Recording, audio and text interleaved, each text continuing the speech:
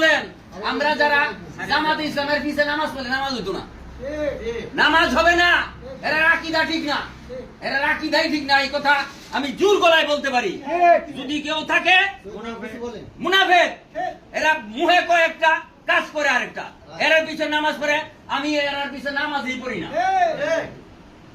এরা আকীদা ঠিক না।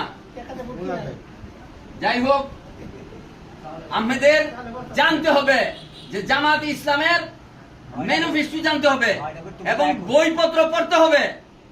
অনেক ছাত্র আছে, টিচাররা জামাত ইসলাম সাপোর্ট দেয়, ছাত্ররাও তার লগে লগে হাই বান্ধে, তারা জানে না। বইপত্র পড়তে হবে।